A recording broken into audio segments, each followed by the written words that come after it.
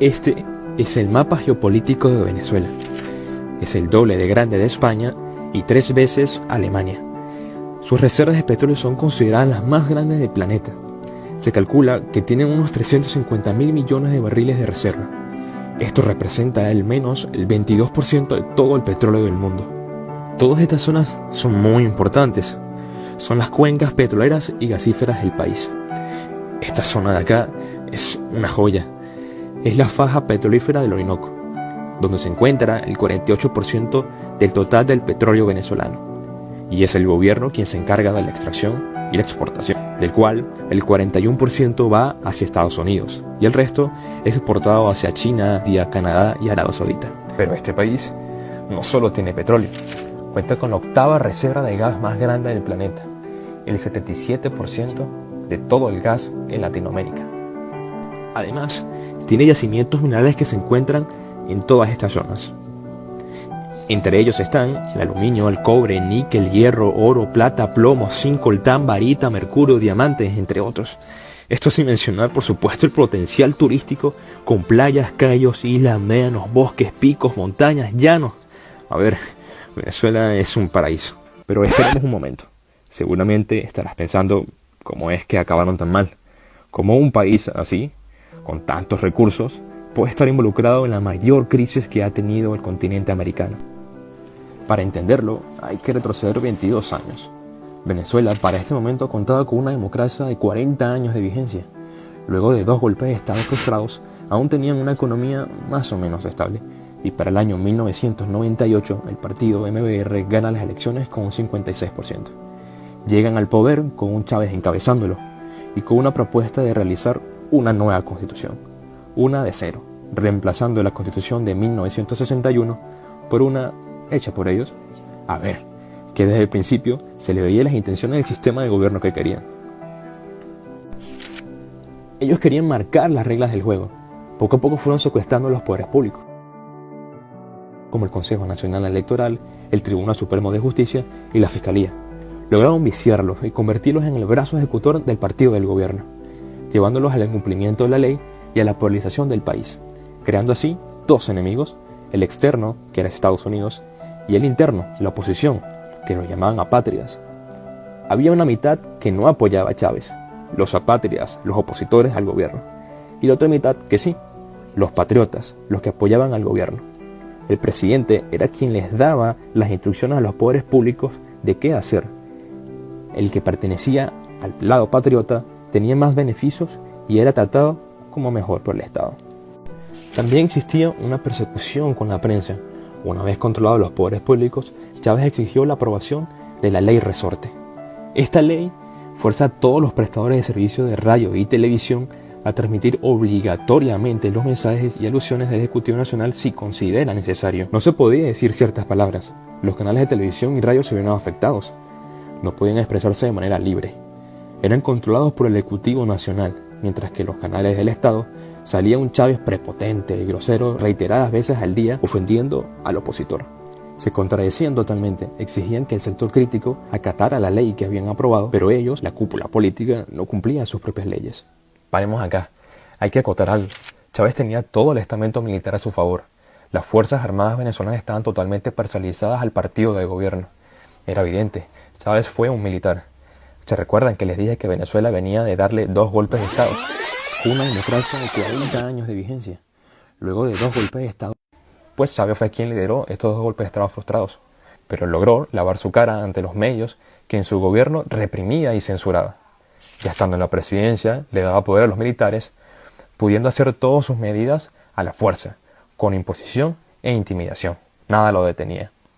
Y con esto empezó su estrategia, a armar a sus militantes, los de su partido, creando la Milicia Armada Revolucionaria, y dando vida a una banda armada para proteger la patria, los colectivos. Son estos los encargados de mantener el orden público en el país, y solo recibían órdenes del partido del gobierno. Vamos, que cualquiera que estuviera en su contra o se manifestaba, era intimidado y si acudías a alguna concentración, te o corrías el riesgo de no regresar a tu casa con vida. No se andaban con cuentos. El pueblo de Venezuela estaba enardecido por la situación de falta de libertad. Expresaban al mundo que lo que vivían era una dictadura. y el 11 de abril del 2002, Venezuela estalla, llenando de manifestantes avenidas, calles y carreteras principales de la capital. Había tanta gente que se catalogó como la más grande concentración que se había dado en toda la historia democrática. El descontento hacia Hugo Chávez y su gobierno fue tan grande que el objetivo de la concentración se perdió y se convirtió en una marcha, con un solo fin y sin retorno: exigir la renuncia del presidente. Según cifras oficiales, esta marcha terminó con 19 muertos, la gran mayoría con balas en la cabeza disparadas desde alturas, otros asesinados por militantes del partido del gobierno, y hubo un total de 69 heridos. El día termina con una presunta renuncia de Hugo Chávez. Chávez regresa a los 2 días gracias a los militares. Acá comienza el declive del país. En su retorno se endurece, en su afán de apoderarse de todo, y su odio al capitalismo refuerza medidas, encarcela adversarios, cierra medios de comunicación, amedrenta a quien se lo ponga y empieza la expropiación de las empresas privadas más importantes del país. Lo que están en unos negocios, exprópiese. Este edificio aquí, ¿cuál es? Exprópiese, señor alcalde, exprópiese. Empresas del sector energético, agrícola, turístico, banca, automotriz, hostelera, lácteas de producción de comida, radio y televisión pasaron a estar a manos del gobierno, creando un estado muchísimo más grande. Se estima que se cerraron unas 5.000 empresas y 205.000 establecimientos. Por supuesto, los resultados fueron caóticos. Las presidencias de las empresas expropiadas se las repartieron como chuches de piñata. Colocaron a personas no preparadas, militantes del partido del gobierno y militares que alababan y veneraban a Chávez. Los años venideros para Venezuela persistía el conflicto político y de libertad de expresión. Pero eran los años del boom de petróleo. El precio del petróleo se disparó, el ingreso de los petrodólares al país se incrementaron. Fue la época donde el gasto público aumentó muchísimo más. Muchos economistas advertían que esta etapa de subida del petróleo no iba a durar mucho. Recomendaban al Ejecutivo Nacional que el país no podía seguir dependiendo únicamente del petróleo. No son acatadas las recomendaciones y se continúan con una sola línea: la Venezuela petrolera. Chávez muere, quedando como sucesor Nicolás Maduro. Con el nuevo presidente se empeoran las cosas. Maduro recibe los resultados de una estrategia fracasada bolivariana de Chávez. El precio del petróleo, tal y como lo indicaron los economistas, bajó en picada y empezó a afectar a todos los sectores. Ya no había dinero para importar. Todo se había ido en planes sociales, en empresas expropiadas manejadas por el Estado que al final terminaron quebradas, en obras multimillonarias donde se habían aprobado el total de los fondos y jamás se habían culminado. Desde que entró el partido del gobierno al poder, la deuda pública aumentó. En 1999, la deuda alcanzaba la cifra de 1.200 millones de dólares y para el año 2017 se había incrementado el 223%. En comparación de este recuadro, esto es lo que representa el total de 3.916 millones de dólares. En comparación a otros países como Perú, Colombia, Ecuador y Chile, este sería la representación. Una enorme diferencia. La deuda externa también subía como la espuma. Las deudas multimillonarias con China y Rusia hicieron inflar estos resultados, hasta llegar a los 70.000 millones de dólares, los peores resultados económicos de la historia de Venezuela. El pueblo sabía quién eran los responsables. Los índices económicos no pintaban nada bien.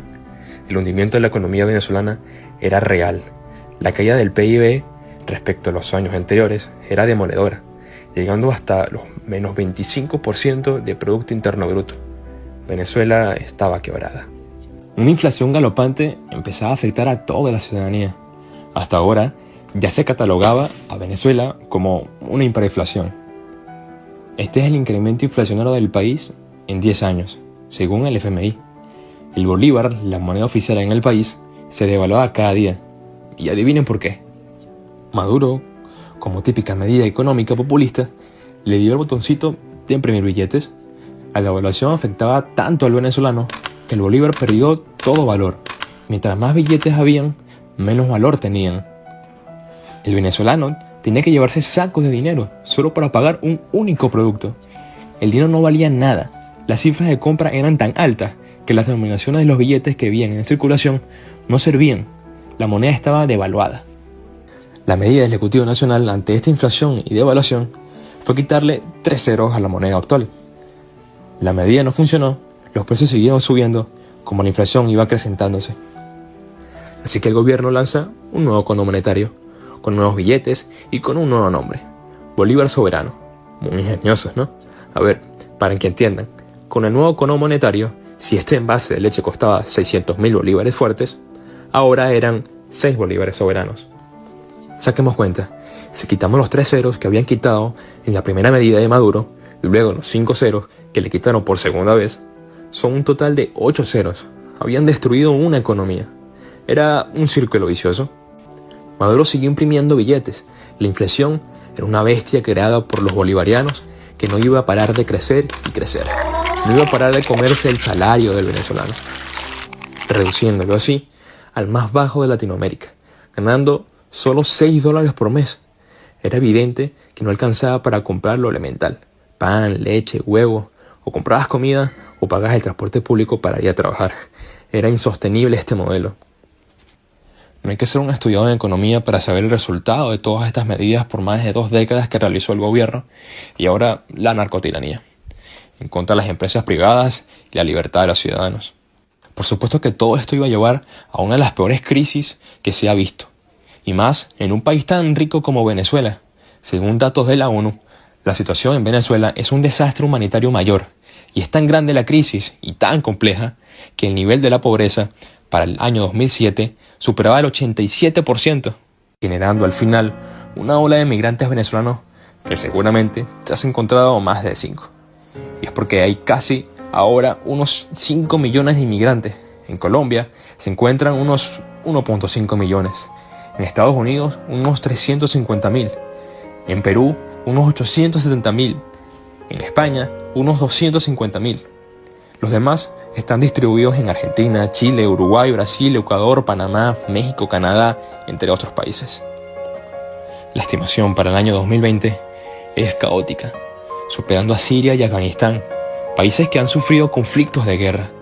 Hasta 7.5 millones de migrantes venezolanos estarían fuera de su país, según datos de la OEA. En Venezuela todavía sigue pasando la tormenta bolivariana y destrozando todo a su paso. Los ciudadanos están cansados de más de 20 años de dictadura, que lo único que ha traído a su país fue hambre, miseria, pobreza y muerte. Ahora se batallan no solo su vida, el subsistir diario y el de sus familias, sino también de su libertad. La libertad de un país que vive bajo una tormenta, que niega irse y que niega la llegada de la prosperidad y la democracia al país. Por otro lado, los millones de migrantes exiliados de su país trabajan día a día incansablemente para ayudar a sus familias en Venezuela y sobreviviendo en países que lo escogieron, pero con un anhelo tan grande de volver y una fe tan fuerte de que Venezuela sea por fin libre.